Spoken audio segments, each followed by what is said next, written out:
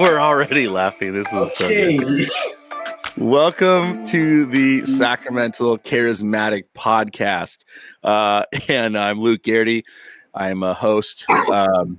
And super awake now because I've had some coffee. And I want to let all my listeners know that having your own espresso machine with milk foamer is the way of the kingdom. So anyway, I'm good to go on that, but I'm excited about today's conversation because I have Edgar King, who is a renowned African leader in the vineyard. He is in Kenya. He is a dangerous motorcycle driver, but he also is a very, very good tortoise owner and taker care of. I've seen it. I have video to prove it. But Edgar is a vineyard pastor and worship leader. And then I'm also joined by Ramon. And Ramon's been on this podcast before. Actually, both of you guys have been. But Ramon is a great thinker. He's served in a lot of different roles. I always say he's a church planner. He says he was part of a church planning team. he's done a lot of things in the vineyard as well. But hey, guys, thanks for joining us. Thank you, Luke. Thanks, Luke. Good to have you. Don't get me into trouble with the wildlife authority here. Yeah. Don't be announcing everything in my backyard. I'm like, hey, let me tell you what's in his backyard. No, Edgar. When we were over there, I don't know if we talked about this on the last podcast, but I was in the backyard of the place you're staying. That you stay. We were staying there too with this trip I was doing, and I saw these like monstrous tortoises, and I was like, that's the coolest thing ever. And then Edgar introduced me to grabbing them and holding them, and we were carrying them all around the yard and getting video footage. So we got our own, Edgar. I don't know if I told you that we got our own tortoise here. Yeah, you did. Yeah. I'm glad I'm an inspiration. You are. I decided to never ever get on a motorcycle again. You inspired me to do that, and then secondarily, you inspired me to get a tortoise. So wait. You were riding on the motorcycle, like on the back of the motorcycle with Edgar driving? Yeah. There's a term for that in America, but I'm not going to say what I was doing. I was trying to imagine it. If I recall, Edgar was driving and I was holding on for dear life, and then everybody we were passing were saying, "Hey, Mzungu."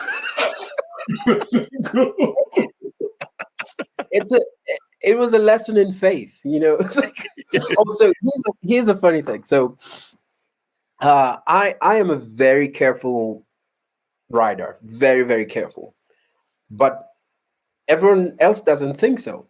So one day we were riding from a work lunch, and I carried a friend, and she got off the motorcycle, and my brother looked at her and said, he hadn't seen us ride in, and he said, "Are you from Edgar's bike?" And she goes, "Yes." "I can see. That's why you're trembling."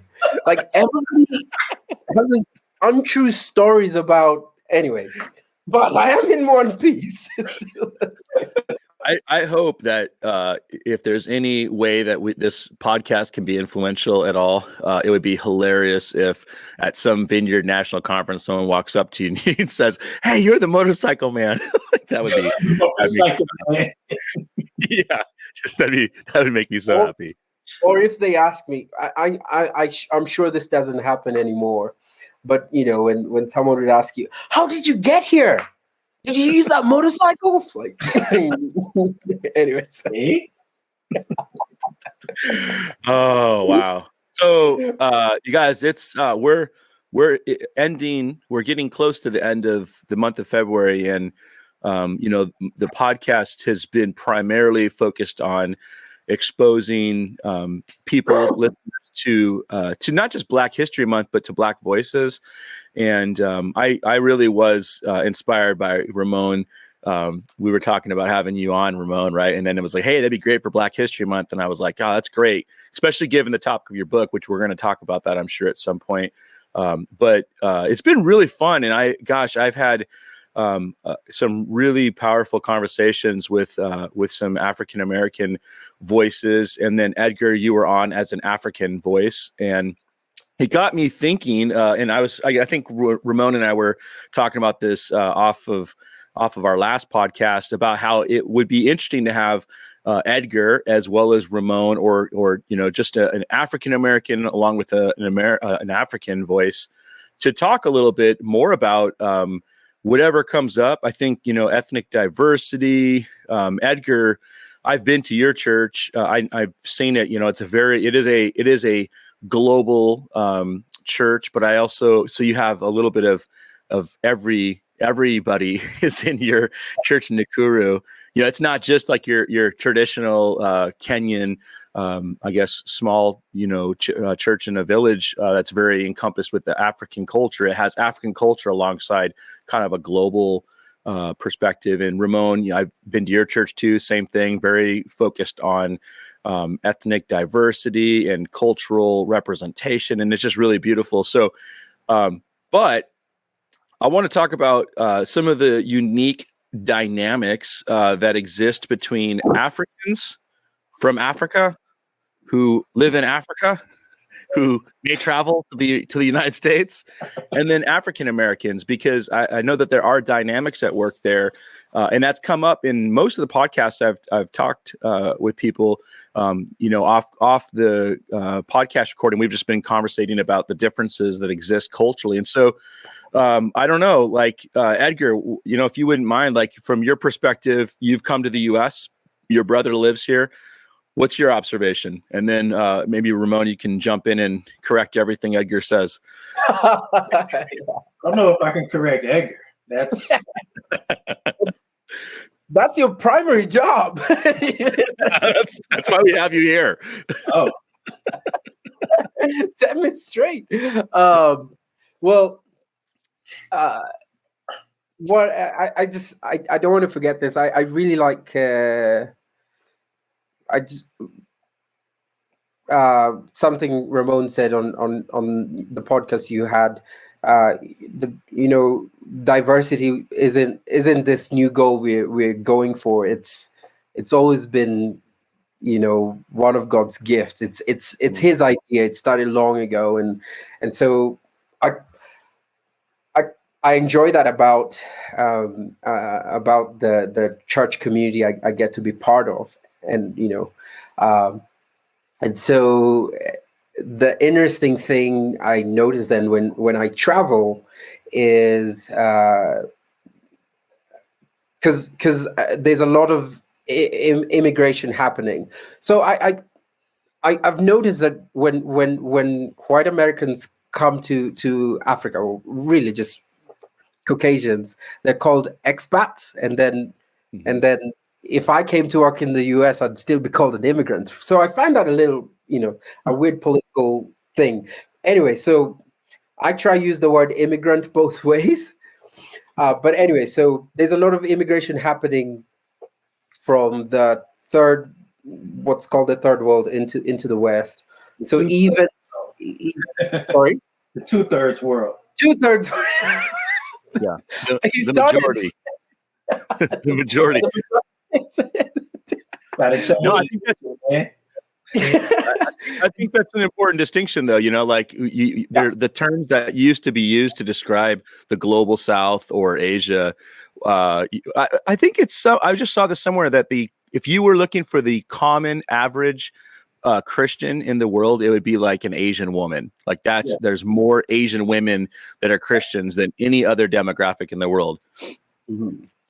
Yeah, and so even the mission of the church is moving in that direction, because if the majority world is now has more believers, and they are mostly moving into the West for economic reasons and all that, then they're bringing that, they're bringing their faith with them, and their culture and everything.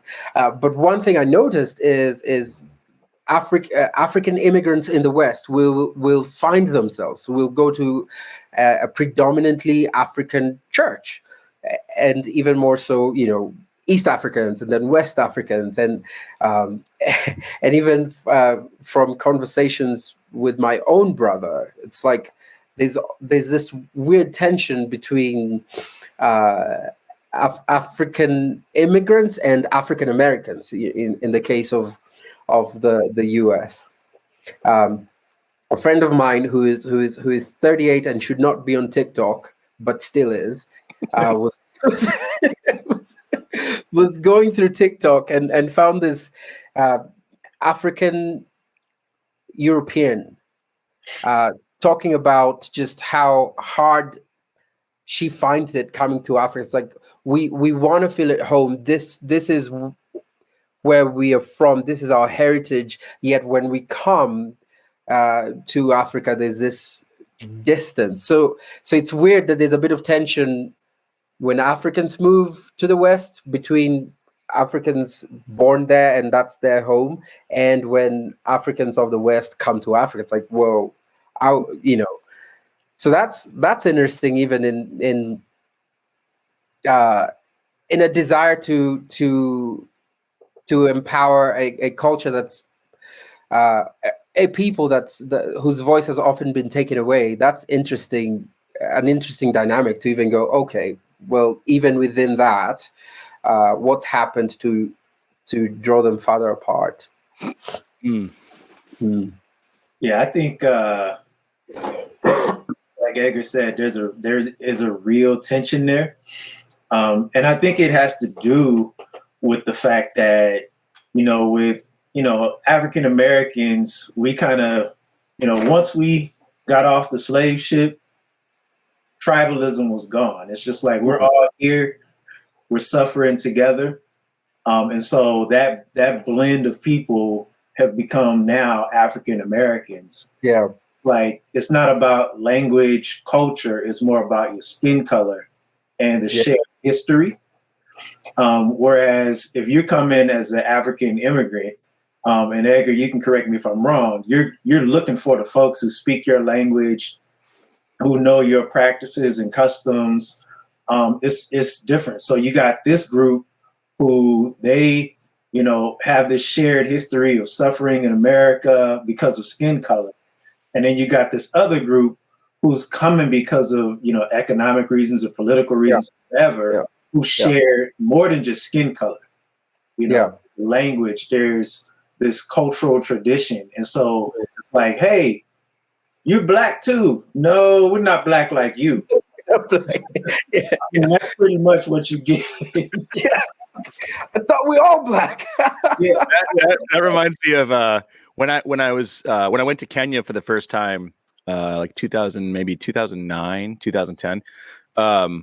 We were working with just a dear man, Bishop Ben Bahati, who sadly passed away. But he's a Kenyan guy. I think he planted like 70 plus churches, a lot of influence in Kenya. He was really their music is still like, it was always on the TV station when we were there. It was like all their music. And I was asking him about that in Africa. I was like, hey, so in the U.S. there are these dynamics between in African American circles. There's dynamics at times between light-skinned African Americans and darker-skinned African Americans, and there's, especially right now, I think that's been a big conversation in certain circles of the hip hop world. About people who are have lighter skin or trying to get lighter skin versus people who aren't. Right, that's a conversation maybe we can talk about in a little bit. But so I asked Ben, I was like, so in Kenya, are there differences just between the different shades or pigment? Yeah, darker. Well, this is what he said. He said we were at Nakuru Mart, first of all, which is like I always describe it as the Kenyan Walmart because it has everything. Yeah. And so we're there, and he was like explaining to me how a lot of it's based more on tribes, in which I've come to know. There's what, 42 tribes. Edgar, is that accurate? Yeah, and so there's all these different tribes, and and there's all these, various cultural and language differences. And he said, so a lot of the time it's not really based off of skin tone as much as it is more about the tribes and whatnot. And right at that moment, this guy came around the corner who, based off of outward appearance, looked like he was from Sudan. Very, very, very, very dark skin. And so Ben was like, yeah, there's not a lot of issues between, darker skin or light skin as much as other places, but he's black. He's very black. That's what he said. And I wonder, I think Ramon mentioned this on the last podcast, just about the weird narrative the world has been on that kind of has a cascade of, from white all the way to white being better, and then down. So even among Africans, because in Kenya, I think, I don't know if it's the same among blacks in the US, but there is sometimes a subconscious preference for, well, I'm black, but I'm not that black. And I'm, I rarely share this story, but in high school, so I'm on the darker side of Kenyans. And so in high school, I got teased about that a lot. I actually went for therapy a bit. It's like, which it's funny. My teacher was actually just performing an experiment. She wanted a degree, and she asked me, do you have any issues you want to talk about? Yeah. Like, let's talk about how I feel when everybody calls me Sudanese or whatever. And she just asked me one question, and what's wrong with that? And it was in that moment that my eyes opened, or like, oh, actually they are people too. And I didn't realize just how long that narrative of, well, the lighter you are, even if you cannot be white, just be a little lighter skinned, and sadly it's still at play, and I think that's why. So 2 months ago, or at sometime in 2020, there was this image of a recreation of the face of Jesus that was doing rounds online. And I shared it with some friends, and one just was like, this one looks like a terrorist. I'm like, what? It's so sad that what narratives we've told, but even what could possibly have been the recreation of the face of our Lord, someone goes, oh no, this one looks like a terrorist. Like, whoa. And and one person said, hey, it shouldn't matter what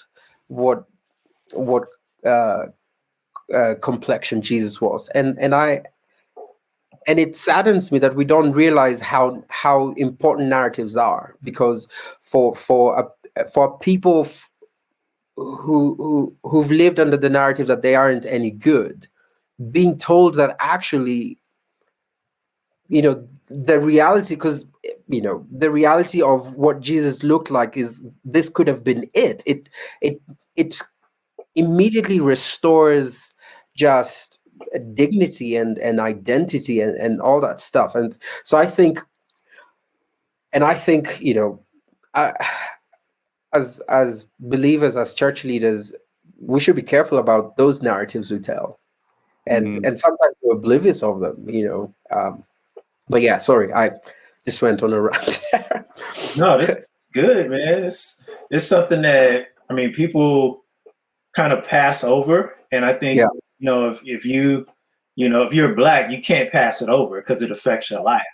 It's like this is directly affecting my self-esteem, how I view Jesus, how I view the disciples, how I view all of this stuff, because of the narrative that's been told.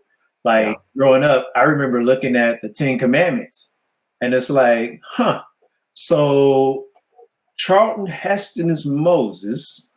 Yul Brynner is the Pharaoh.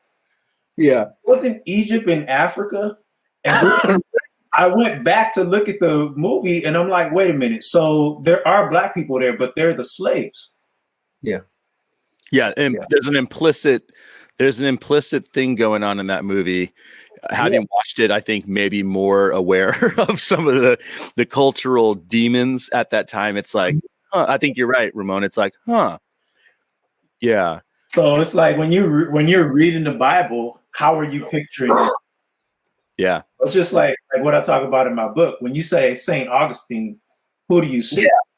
Yeah. Yes. Well, and you know, Ramon, I was listening to you say that, and I don't. Sometimes I don't think people realize how powerful that is.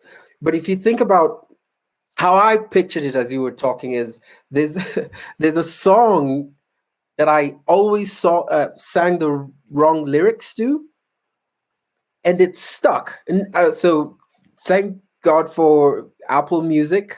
Well, they're doing other things, but you know, one thing they're doing good is I have lyrics to the songs I'm trying to sing. So 2 weeks ago, I finally saw what the lyrics say, but I still can't get it out of my head because that's the image that's been burnt. So it's hopeful Twista and some guy, so some lady.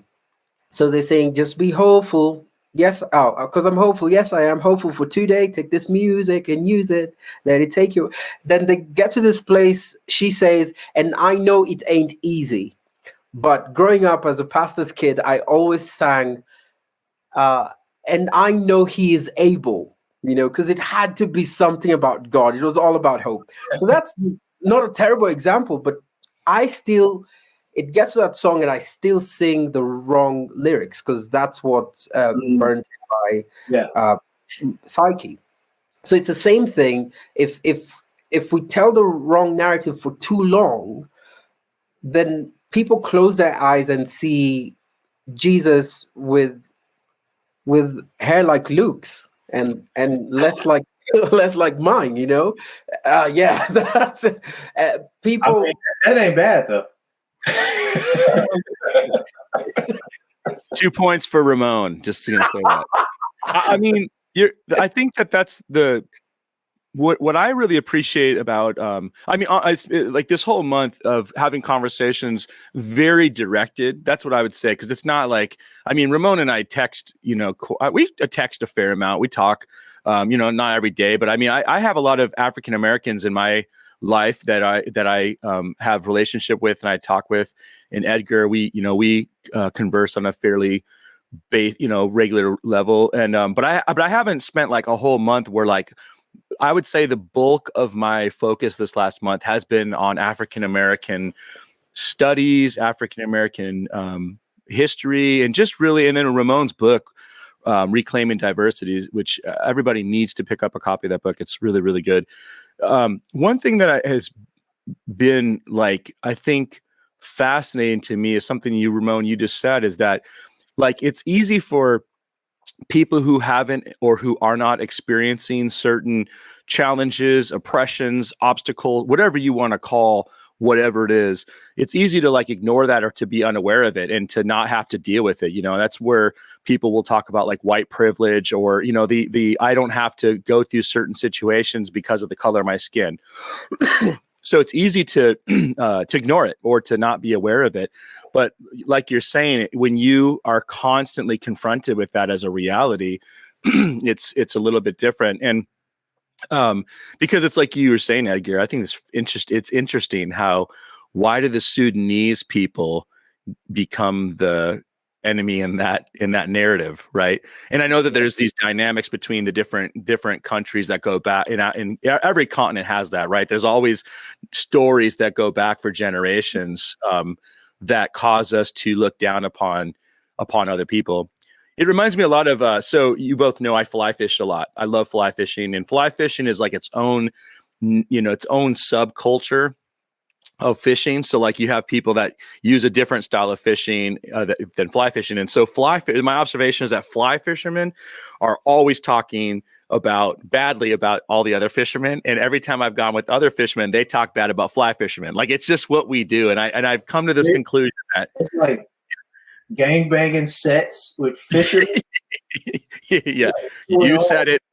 I like it. You said it. But yeah, it's like what I've told people now is that I'm like, never underestimate how human nature will cause us to find a way to throw shade on another way of doing something.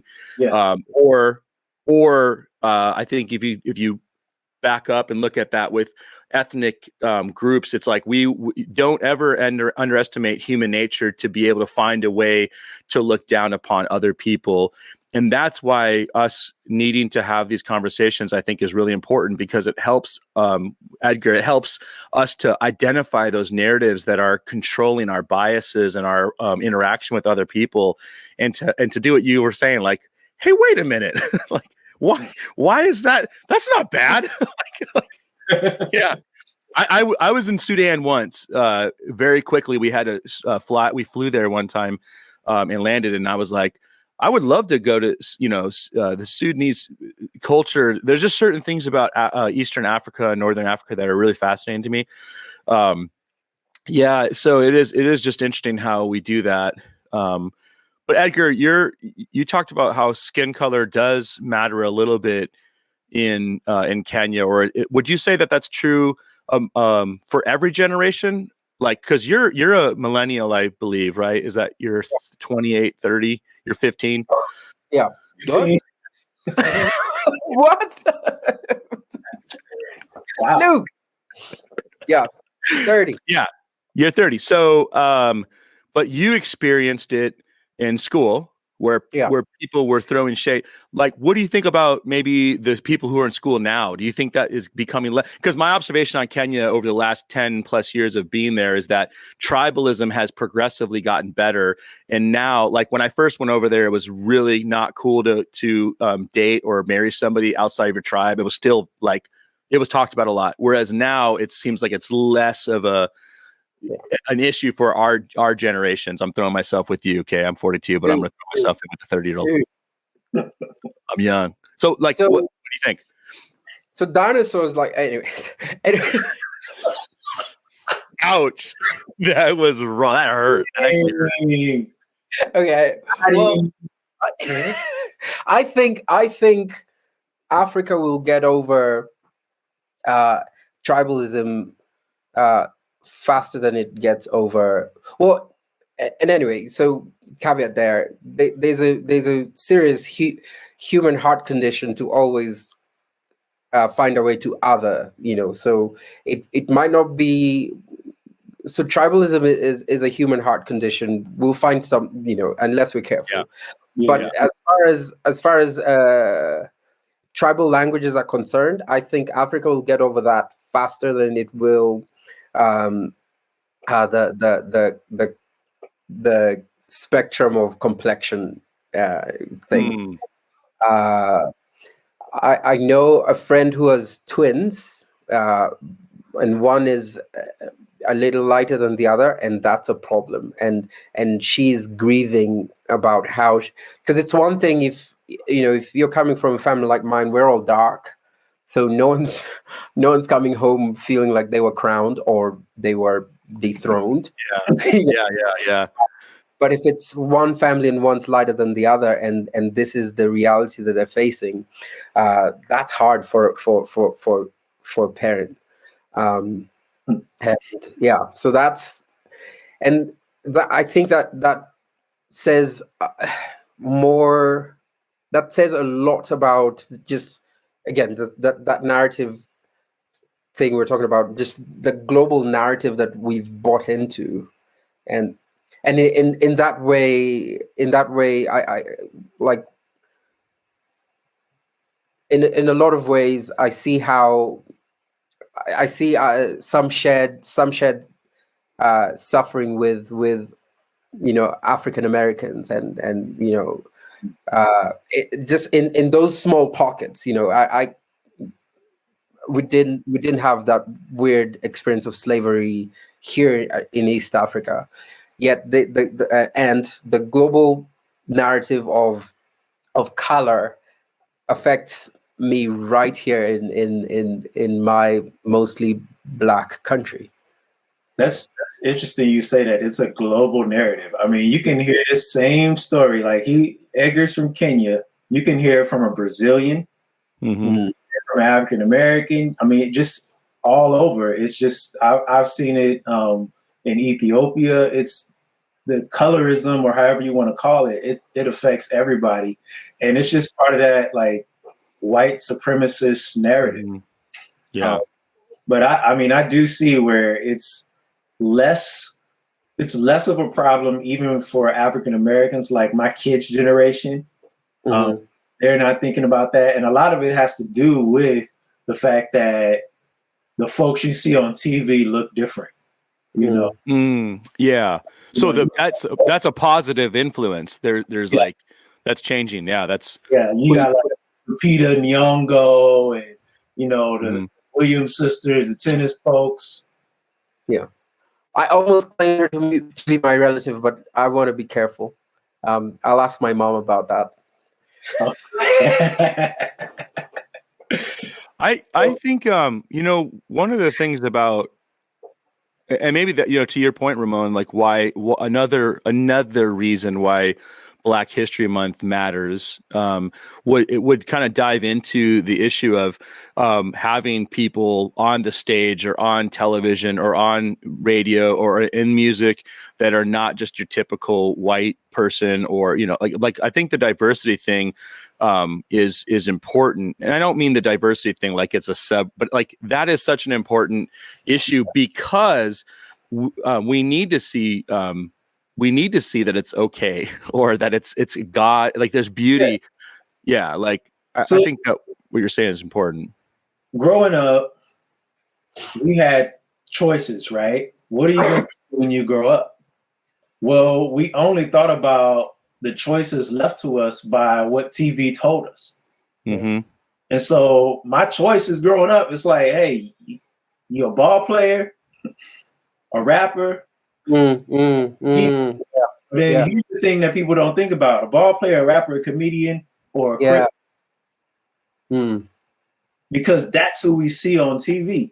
If you notice, every time there's some kind of crime, even if the perpetrator is white, they show a Black person like, "Hey, ma'am, you were on the scene," and they have their hair is jacked up, they're coming out in the robe, and it just reinforces stereotypes. And it connects, like, even though a white person could have did the crime, it connects a Black face with the crime. Something funny happened. Well, not funny. Sorry, I will use the word funny and interesting in all the wrong ways. So let me just get out there.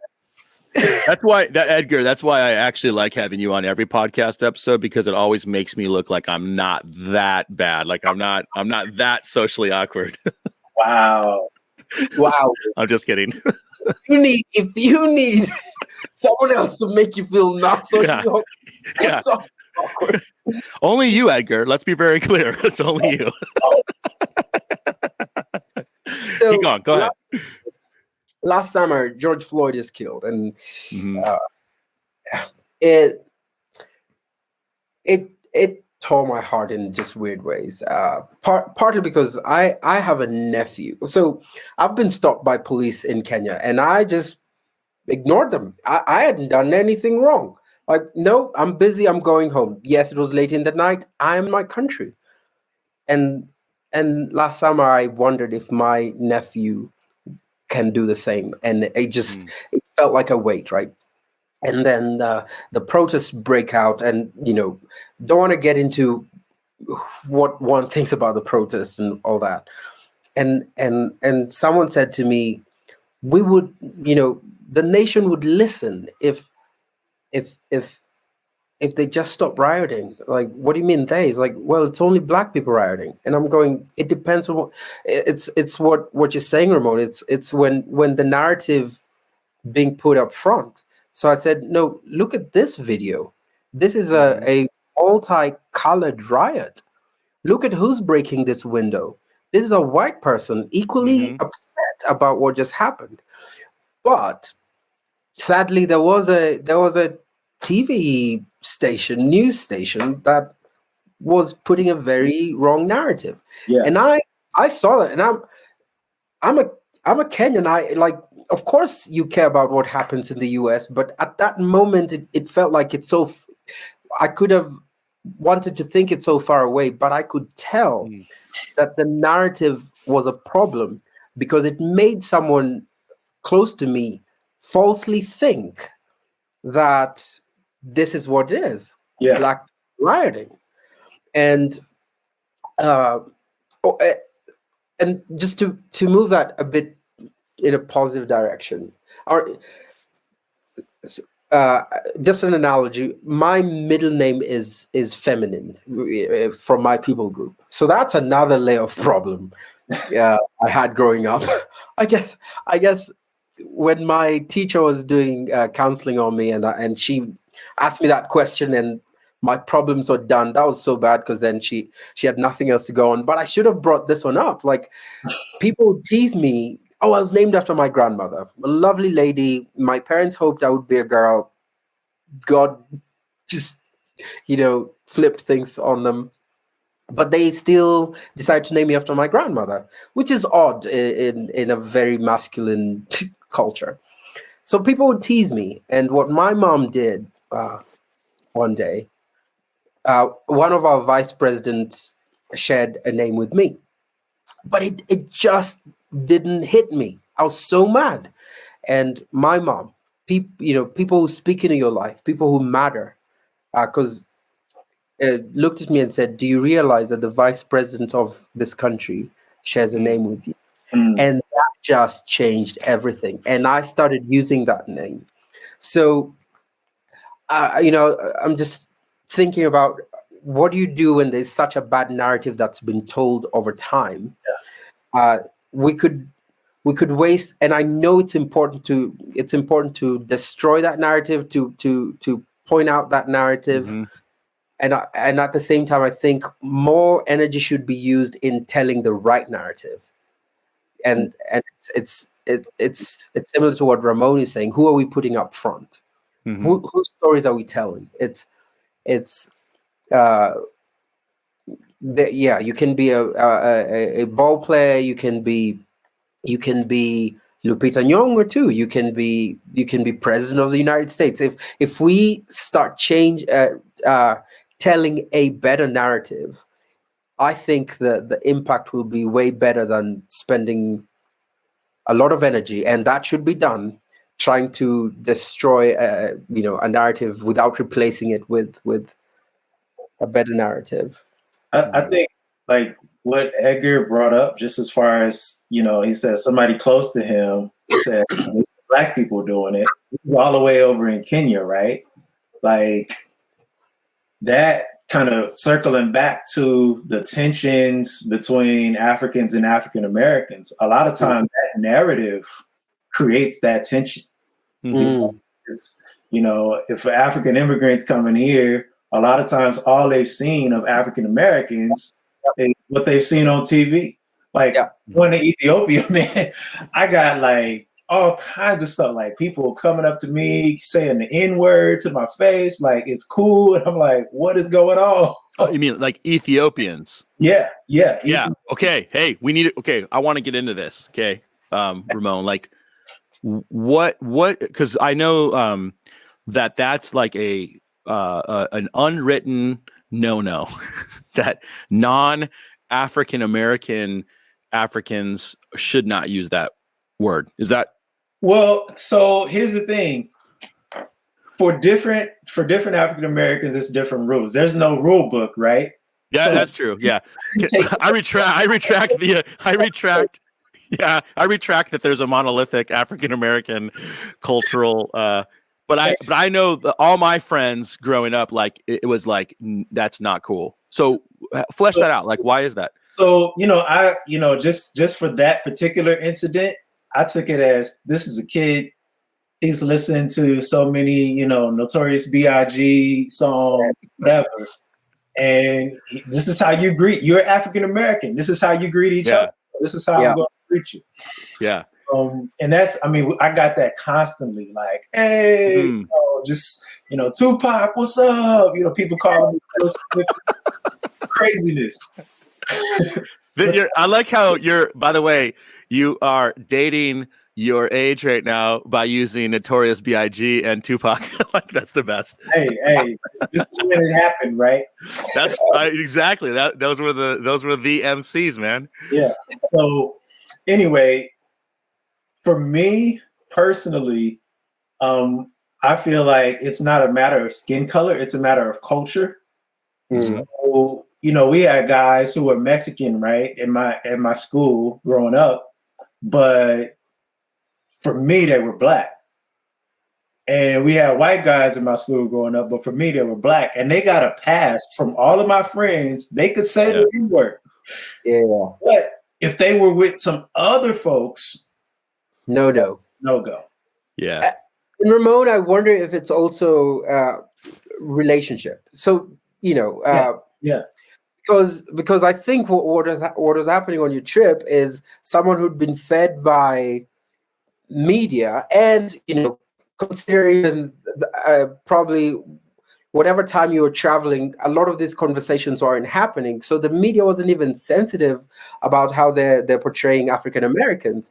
So this person isn't even coming from a place of relationships, like, hey, this is Ramon, this is my guy, and I feel like we're safe to go there. Yeah. This was, if you think about it, this is again that whole weird thing that's been happening in the media, which, you know, I don't even know what you even do with that, because well, I mean, I think with the media, Edgar, it seems like what I'm doing is that it depends on what media source you're consuming, because, like, whether it's progressive or conservative, they're all telling a story, you know, like just reporting facts is almost, it's like, it just doesn't exist very much in the US anymore. And probably in general, right? Like, it's probably not just an American thing, but yeah, I mean, if you have certain media sources, that, well, I guess at the end of the day, they're all controlled by money. They're all about trying to sell media advertising to their constituents, because they are essentially politicians. They just want eyes and ears to listen. Exactly. So, you know, when I think the riots, the summer, because it's interesting you use the word riot, because there were a lot more protests. I think, from what I've gathered, there were a lot more protests, peaceful protests, than there were riots. But what dominated certain wings of the media were these riots. And so my dad and my mom live in Minneapolis, and so George Floyd is murdered, and unrest begins building up really quickly. Because, I mean, like, it's been interesting. Like, I remember Rodney King when he was beaten on, and we watched it. I mean, Ramon, you remember that, right? Like, it was all over. I was there, and it was a riot. Yeah. 24. Yeah. But I'm saying you were alive. Like, you were, because Edgar's so young, he doesn't even know about these things, but he was like, yeah. So remember when that happened, like, we saw it on, like, everything that, all my African-American friends were like, dude, this is what happens. Like, this is but we now have video of it. We have video. And then after that, they basically all got off free, right? So you have massive rioting that happens in LA. But in the last 10 years, we've had more and more video where we get to see it with our own eyes. And I'm definitely, we can't always jump to the conclusion on anything just because of we see a clip. But more and more, we're now seeing, like, we saw George Floyd's entire murder on video. So it was the first time that I saw a lot of police officers joining in peaceful protests and marching with people for that, to raise awareness and to. It was a moment, bro, because it was. See, like, white people in Salt Lake City protesting, like, that blew my mind. I was like, hey, we're in new territory here. Yeah. I don't know any brothers in Salt Lake City. Yeah, there's two. Yeah.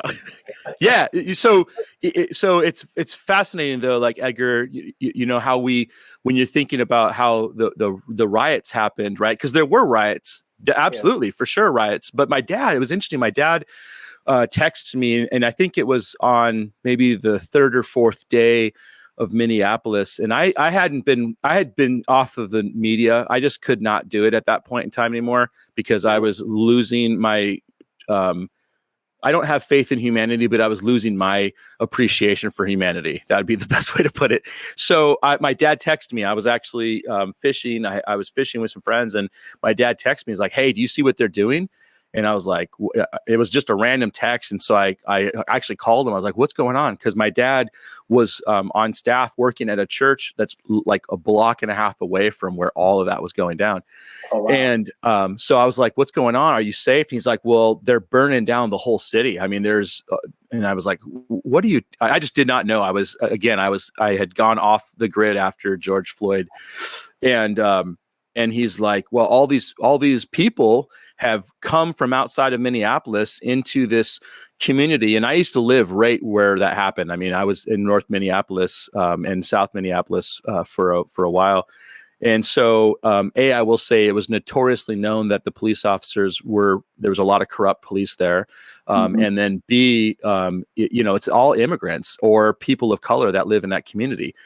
But a bunch of white people showed up from who knows where and were throwing things through glass windows and burning things. Yeah. And so and this is the part that I find really frustrating about the media is that the media, a lot of the media's narrative is that all these Black people are rioting and they're burning down their own buildings and their own community. But in reality, it was a bunch of, it wasn't only white people, but there were mostly white people who were instigating this stuff from outside of the community, burning down immigrants, buildings, and houses. And so I've been going back to Minneapolis every couple of weeks to visit my dad. As listeners know, my dad is diagnosed with cancer, so I've been going back and just spending time with him. And I stayed right on Lake Street, right down the road from that area. And it's amazing because there are, everything's still boarded up, or a lot of stuff is still boarded up. And there's signs everywhere saying, don't burn this building. Children live here, families live here, all over. And you just don't see that though. It feels like very much so what Ramon's talking about is a lot of the narrative has been angry Black people burning everything down, can't have a conversation, It's unfortunate because it's not the reality. There's a book called Brainwashed. And it basically talks about how the media is skewed, where the media from all the way from like back in like, I think that's the 20s, with The Birth of a Nation, that movie, with the Klansmen and all that, where there's these images of Black people that are always resorted to, big muscular, beast, the Jezebel. Even you look at a lot of movies, there's always like the wise Black uncle or aunt. White people don't know what to do. Turn to the spiritual, wise Black person who doesn't really have agency in the movie except to help out the white person in the movie. Oh, yeah. Morgan Freeman. Every single movie, yes. Morgan Freeman. Yeah. Mm-hmm. Yep. By the way, so for anybody right now, I'm sorry, Edgar, Brainwashed, the book, I just want to mention, I have actually heard of this book by Tom Burrell. Yes. It's $1.99 on Kindle right now. I just bought it. So if you get online quick enough, you can get that book for $1.99. And I think it might be a great book to read. So go ahead, Edgar. Sorry. Now that we're talking about the media, and because, my last thought was, what do you even do? Because these are big giants, right? So, and right now they're digging their heels in. It's sad watching what media is like in the US. And I know that, what happens in the US is soon copy pasted around the world. So we apologize for that. we apologize. It's not always good. And so I was going, okay, what do you even do? Because we can sit here and go, okay, put the right narratives on display, and I don't even want to like over spiritualize this, but because what media folk have figured is they can hack our need for entertainment, our need to just be numb and silly, and they'll make their money, and they will tear communities apart just by feeding into the white supremacy on one end and feeding into extreme other stuff on the other end. And I'm just wondering if what that says for us, because I think the opposite of just being numb and brainless and just being entertainment junkies is some of the invitation for discipleship. Like, what does that even mean for us as church leaders? How do we invite people from a place of, church is just somewhere you show up and then you get back to your life, and and I'm not saying that we all don't have blind spots, but some of the rhetoric you'd hear on media, you're just going, how do believers sit down and parrot this back? But that's because we're not even training ourselves in the way of Jesus. Enough to say sorry when we're wrong, or enough to even not have that much room for mindless entertainment, because that's what some of those shows are. And so anyways, I think that's No, I think you're right. I think the discipleship, I mean, that really, for a follower of Jesus, that seems to be a significantly, or a primary concern for us, right? When we're thinking about all these stuff. And I mean, really, at the end of the day, I don't want to say it's only because of discipleship that conversations about ethnic diversity matter, but it's a big part of it. And it's a big part of being faithful to Scripture and to being faithful to the God who created Sudanese people and Latinos and people in Europe, and like all people have been created in the image of God, and so that's why I think it's so important for us to like, I don't know, it feels like hearing you guys talk about the influence of colonialism or white supremacy. Colonialism/white supremacy is so deeply offensive to God. I really do believe that. I think it's offensive to God because what it does is it puts one skin color or one people group above the others. And so it's like right now I think maybe the visual age, it's like we're trying to pull that down, like that there's not a supremacy in ethnicity or color. And then at the same time too, trying to raise people up who have been significantly overlooked and marginalized, and I think that's discipleship. That is a part of what discipleship is about, is trying to help people understand who they are, who, like, your identity. What is your real identity? And so I think what you're getting at, Edgar, about discipleship is really very compelling, very important. And what it's interesting, like white folk, a lot of white folk. I can generalize. I'm white. A lot of white folk, though. Before you go to that news, because and it's not so much. And I'm not even saying that let's get out of the world. Let's not watch CNN. Let's not watch Fox News. Yeah. How can we spend so much time in the truth that you even recognize the world? That actually goes to what I was going to say is okay. So there's a whole group of, I'm speaking specifically in theological traditions. And so one particular theological tradition amongst a couple of different theological traditions have been for a while exploring liturgy and the way that worship doxologies and liturgies shape us, right? So we've been exposed to the idea that the world we live in is not neutral. And, Edgar, you and I talked at length in the last podcast about how formations happening, right? Like we are being shaped, we are being formed. And it's not a matter of whether you are or not, you are. And so the question becomes, what are you being shaped by, and who are you being shaped to or for?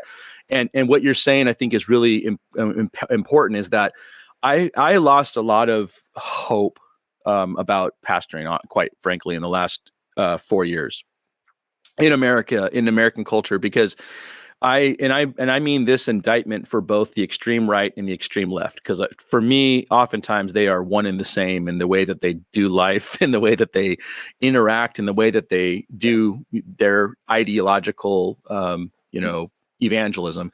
But it's like I cannot compete with CNN or Fox News.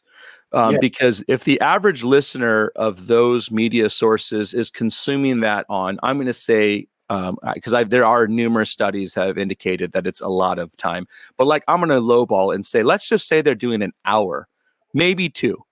That means that for 7 days a week, that means for 7 days a week, it's anywhere from 7 to 14 hours of media consumption that is shaping and forming them.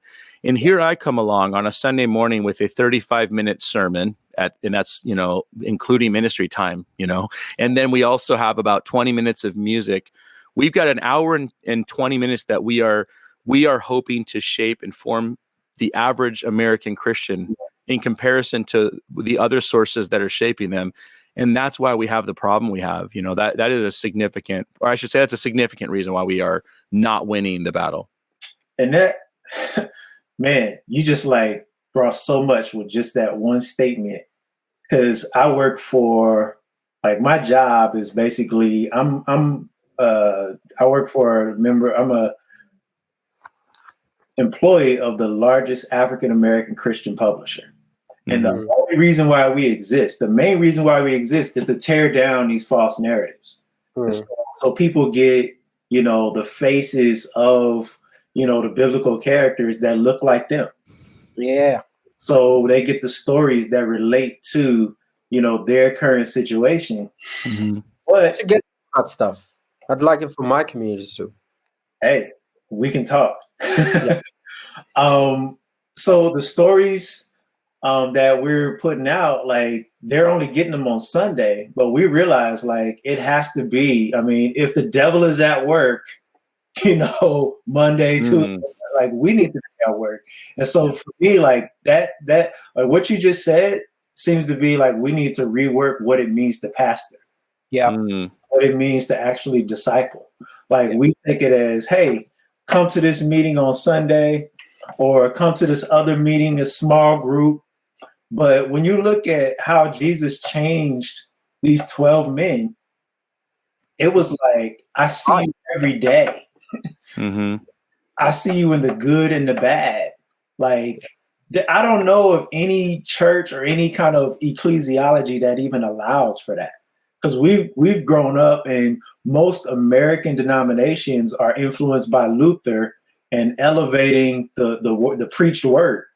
The preached word is great. Jesus preached the word, right? But he preached the word with 12 dudes hanging around him, like, all the time. Yeah. And that just got me thinking. I feel that the people I have impacted mostly are the ones that are always around me. I get good text messages sometimes, bad emails from time to time, but the ones that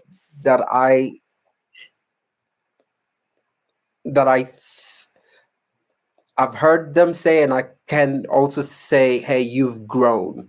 I see them every day. I eat with them. We've had terrible arguments. We're just friends. We're just doing life.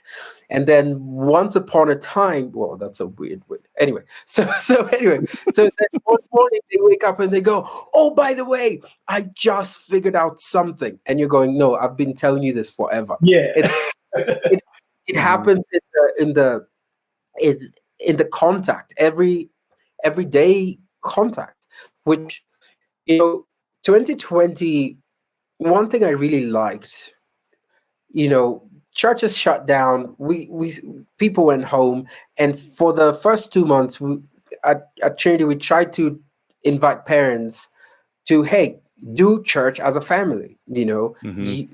You're now their pastor, and so I'm just thinking some of these narratives have to very importantly be broken down by powerful public figures who have the platform, and that fight has to happen both at the public platform and at the altar at home.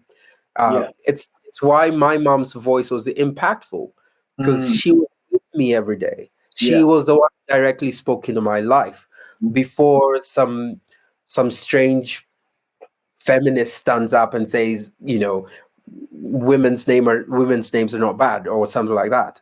So it should happen both on the public platform and on the altar at home. And I think, because we're talking about how, Luke, you just gave the example of if someone's watching CNN all that time, there's bits of it that has to happen at the church, the gathering of believers, and then there's bits of it that the family has to commit itself to, or the small group. It's no wonder, as Ramon puts it, Jesus has had 12 friends who he pretty much lived with. We have no idea what stories of Jesus they had that were less, that didn't make it. Well, I think that's true, right? Like John, at the end of John's gospel, it says that he did this book contains, just a little bit. And so the family group and just a small group of friends, the ones that you get tired of sometimes, that's where real transformation happens.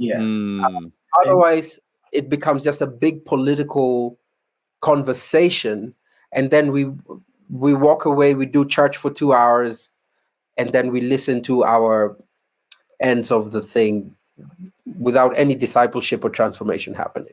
I think, like, just what you were saying, is like we're all living out a narrative, whether that's QAnon, whether that's the extreme left, whether that's a vineyard narrative, whether that's a Baptist narrative, like whatever. Like I remember growing up, and one of my friends, he looked at back then, the 90s, when all of these like gangster movies were out, Boys in the Hood, Menace to Society. Yeah. He patterned himself after Old Dog and Menace to Society, and I was like, all of his actions, I'm like, this is not you. You're patterning yourself after this fictional gangster, and it ended up, he ended up going to jail. Like, he basically lived that life because of the narrative that he was living out. And so what if we immersed ourselves and helped others to immerse themselves in a different narrative? Like, what kind of conversations will we be having? What kind of Christian politics will be out on display versus what we saw, on January 6th? Those folks were immersed in a certain narrative, like what you talked about with, listening to a certain type of media. And I've encountered folks, people that I've known for years, and it's like, wait a minute, that doesn't even sound like you. It sounds like just a bunch of sound bites. Yeah, sounds like Bill O'Reilly or Sean Hannity or exactly. Rachel Maddow or whoever. Whoever.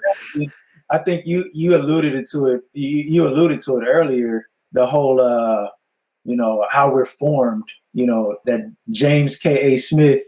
That stuff. Like back in 1700s, 1800s.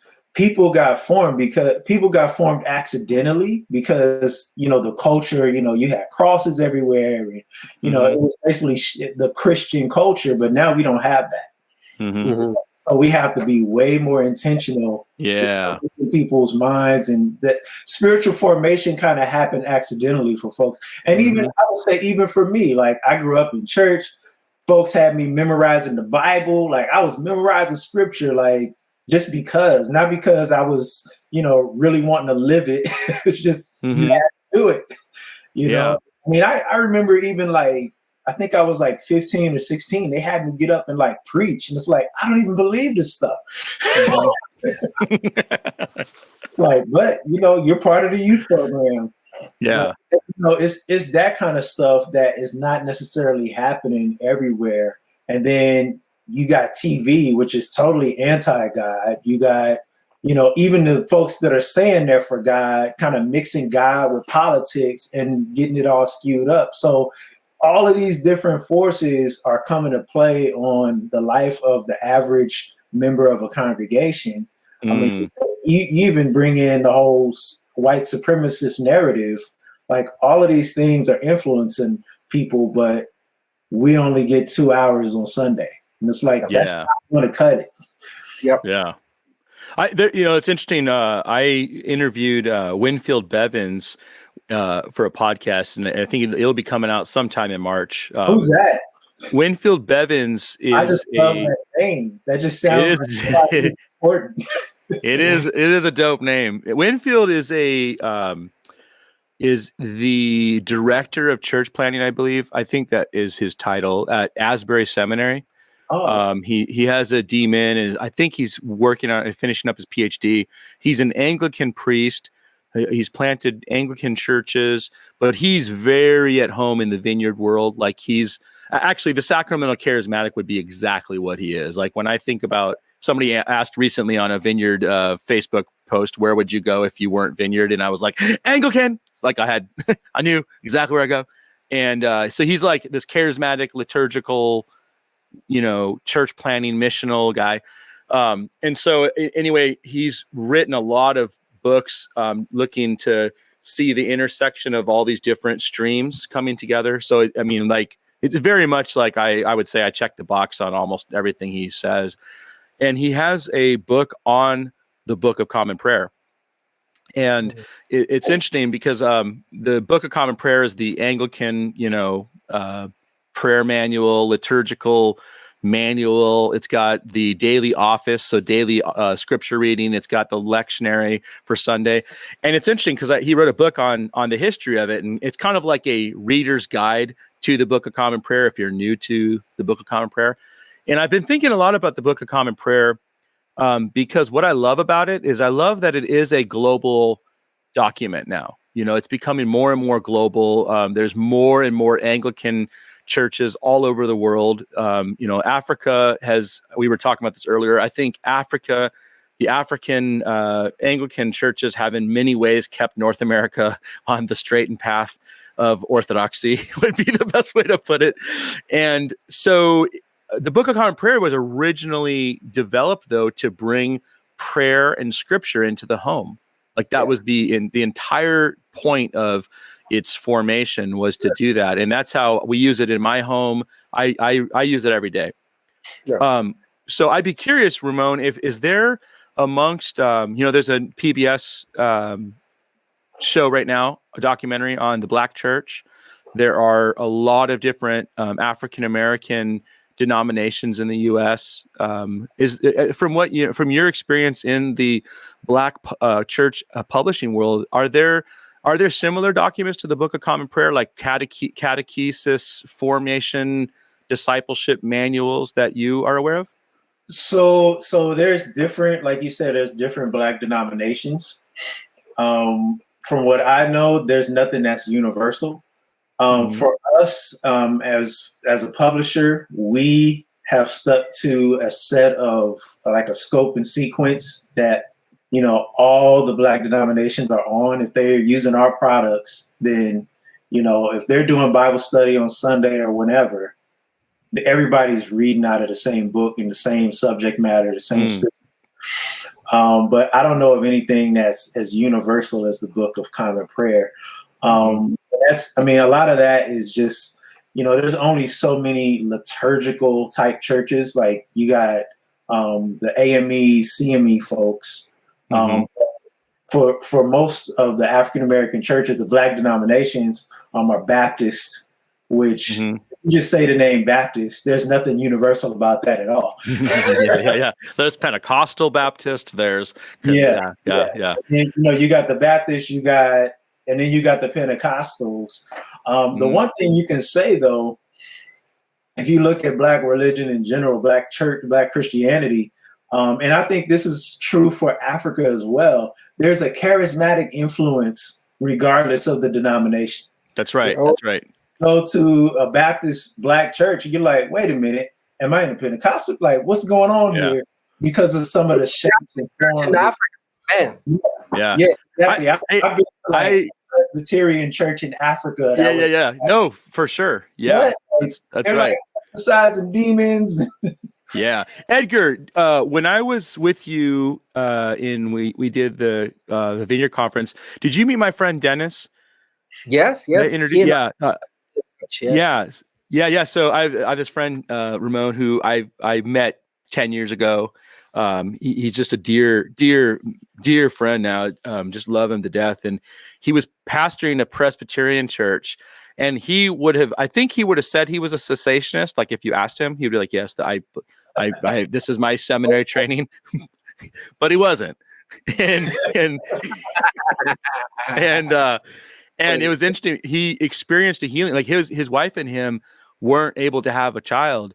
And I didn't even know this story. This is an amazing story. Like, you know how when you're involved in seeing the kingdom come, and you're like, what?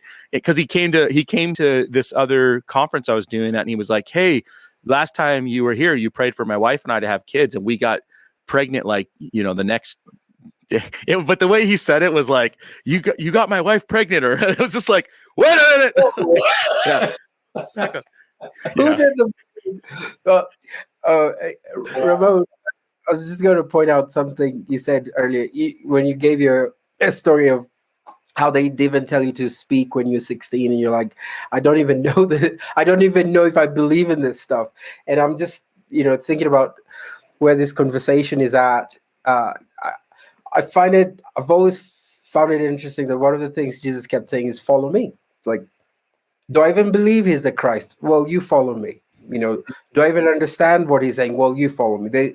There is something about discipleship that is about repetition, the discipline of repetition, and just soaking yourself in stuff. And so, I kind of like one of the things I'm thinking about as a pastor is how do I get my people aware that they can spend time around the Word of God, and in telling the story right, so you mentioned like the Book of Common Prayer. How do we get these things back into the home so that that our people God's people are constantly following him, not just on Sunday? How do we get some of the stuff that your publishing company is working with in the home, so that this is a bit of the bedtime stories that the kids will read when they're going home? Well, is it like a good Superman story? Well, they don't know yet whether they believe it. They don't know yet whether it's fairy tale, but guess what? They are being practiced in this, and also being practiced in, as part of the conversation we're having, in the right stories about who they are in God's eyes. And, for African American kids, for African kids, if they're being practiced in who they really are and who other people are constantly, it won't be done in one history lesson. It has to be part of the discipleship. Well, you follow me. Do I believe it yet?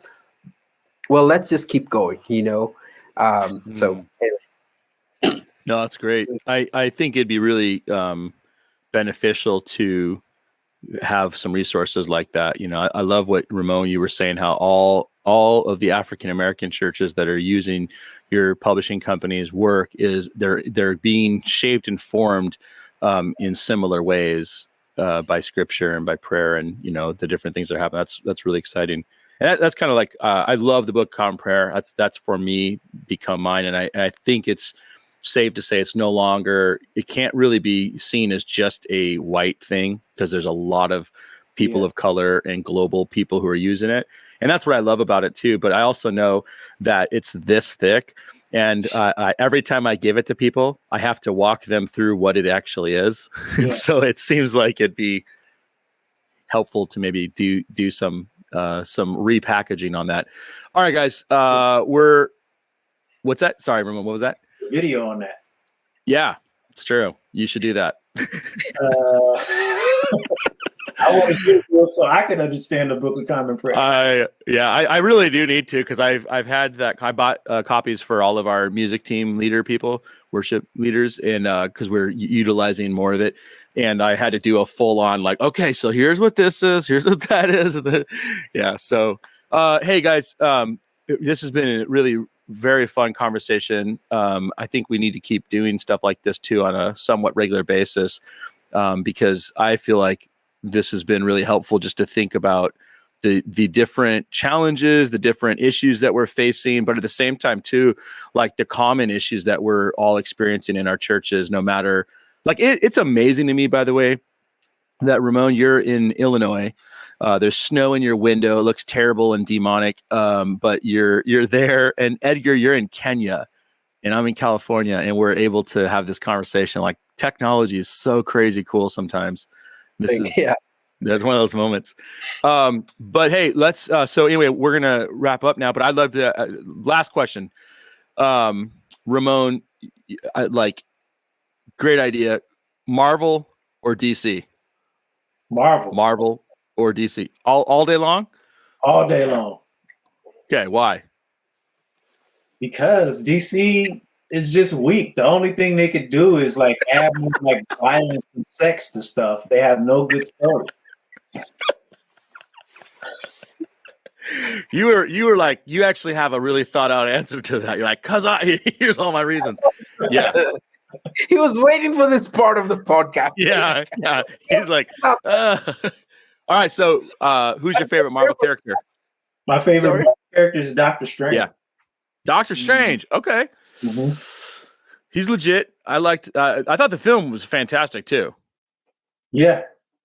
Except for, I will say, I wasn't a fan of them not using Tibetan monk, because Marvel kowtowed to the powers of China and would not actually keep it in story. That was disappointing to me. But I mean, what you gonna do? Yeah, money. So you're a Marvel guy. Okay, Edgar, same question. No, where is the Flash in? Which universe? DC. Okay, then that, when Ramon said all that terrible stuff about DC, I was like, okay, be careful, Pastor. Declare. Okay, we won't hold it against you. Yeah. Edgar, you watch those shows just to understand what people in your church are watching, so that way you can better pastor them. That's terrible. You go down that line. And then you watch this. No, I didn't say that. I was just talking about your consumption of DC. So the thing is, I think for me, just any superstar movie, I'm with it. Like, just skip intro. Let's get to the stuff. Yeah. Yeah. Yeah. I loved. I'm a Marvel guy. I'm with Ramon. I don't hate Wonder Woman. The first one. The first Wonder Woman was pretty cool. The last Wonder Woman that came out on Christmas Day was terrible, and I was so disappointed that I felt like I was just angry. But I'm gonna be that guy. I'm gonna say, man, I love Black Panther. I thought that movie was, I don't know, that, and also Captain Marvel. And the reason why I loved Captain Marvel was because all the really conservative white complementarians hated it. So, oh, dude, there were like so many articles. Yeah.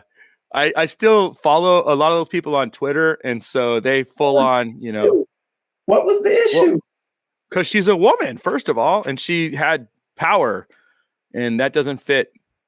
That's interesting. Yeah. So, but yeah, I think Black Panther, and I shared this. shared this with Reese. I was saying how, one of the things I loved about Black Panther 2, or Black Panther as well, was I just loved that my 6-year-old son like had this icon to look up to, this character to look up to, that he just was like, he's the coolest guy ever. And so he went for Halloween, my white kid was dressed up like Black Panther for two Halloweens in a row. He's like, it was good last year, I'm doing it again. I loved that. So hey guys, yeah, exactly. It's cool to see that.